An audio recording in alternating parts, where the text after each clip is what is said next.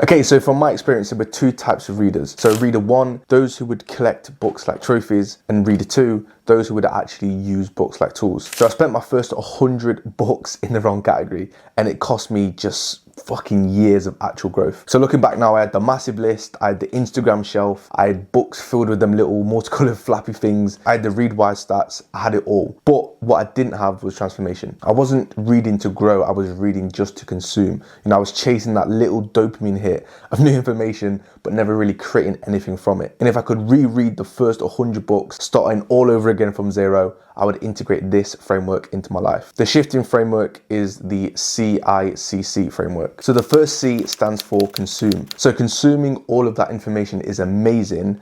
You know, that's what, you know, reading is for, you know, consuming, learning, new ideas, tips, tricks, concepts, you know, all of that. It felt amazing, you know, it felt amazing to read. But when you do it too much, you kind of stop digesting the information and you just become some sort of like self-improvement zombie, always feeding into your brain, but never really using the information. And I feel like there's a billion different ways to consume now. You've got book summaries, you've got the apps, you've got newsletters, you've got podcasts, you've got videos, like all of it is just so fucking overwhelming. So if you're taking in all this consumption, you're going to be mentally just bloated and just fat and just like you're not going to be able to actually digest anything. So from consuming into integrating. So this is when we start to apply what we read. When I say integrate, so sometimes you don't truly understand what you're applying. For example, let's say you read the circadian code and you start intermittent fasting because you know it's good for you, right? Like, you know, everyone knows intermittent fasting is good for you, but do you truly really understand the science, the mechanism, the reason why it works?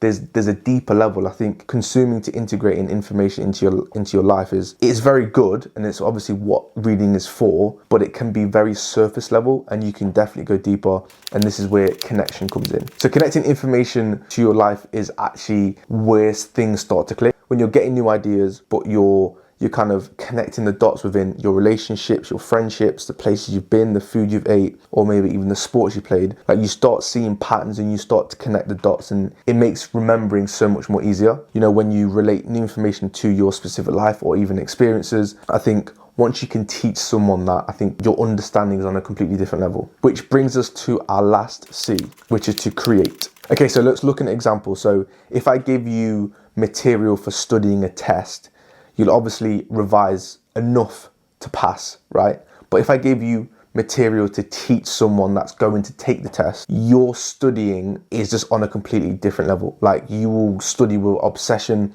you'll go a lot deeper, because basically you will have to own that information. You'll have to know it like the back of your hand. And I think this is where the transformation happens. So when you read with the intent to create, I think changes everything. I think you stop skimming, you stop being a little bit lazy, you just pay so much more attention. And I think adding an audience, even a small one, I think forces clarity and focus. And looking back, if I was to start from book one, which was How to Win Friends and Influence People, I would read the book, and every insight I'd get, I would probably write a blog, make some videos, write some tweets, and just go through that process of, you know, really thinking about the information on a deeper level to be able to portray it to an audience, even though I'd have no fucking audience. I'd have like 2 people probably see it, read it, watch it, but I'd have to go through that process of, I have to really take apart this information and put it together in my own way. And I think that is the most important shift. So if I could start again from book one, I'd read every book knowing I have to consume,